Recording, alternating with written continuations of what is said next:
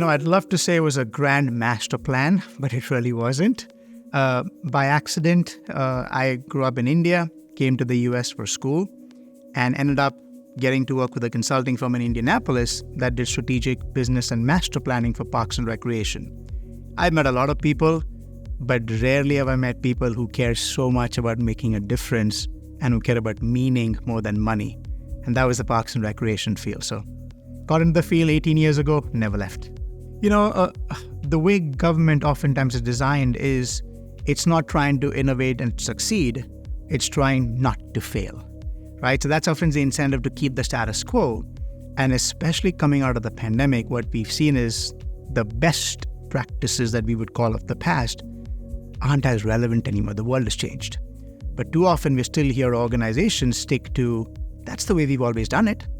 And that's really where we're trying to change with Next Practice Partners, is the idea of moving beyond the old best practices to a never-ending next practice mindset, leading with inclusion and then innovation.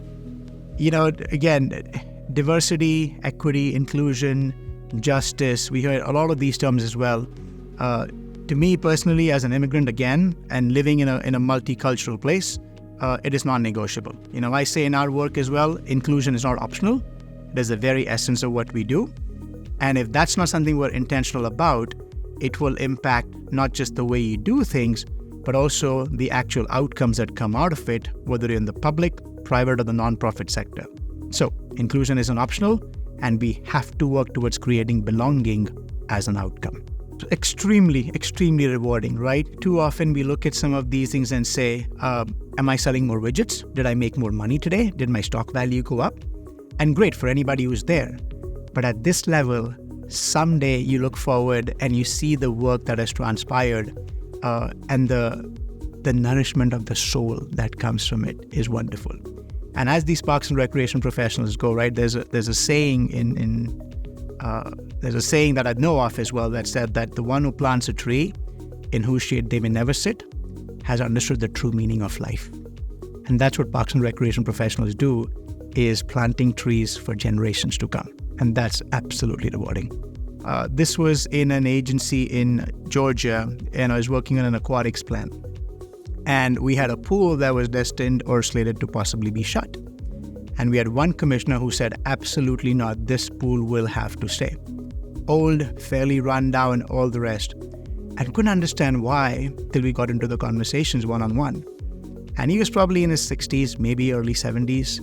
He said, when I was growing up, that was the only pool I was allowed to go to. He said, that pool stays because that pool has saved lives, right? So that was really impactful to understand that the work we do matters. The free swim lessons a child might get in a park and recreation agency today would perhaps save their life someday in the future. And that was personal to me because I didn't learn to swim as a child, so I drowned when I was 14. And it was a miracle I survived, and here I am.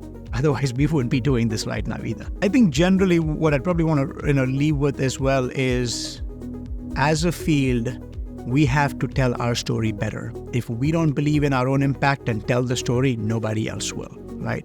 As we look at more and more competition, our impact is unparalleled, but if people don't know it, they won't believe it. So believe in your story, keep telling your story, and know that you all matter and your work matters.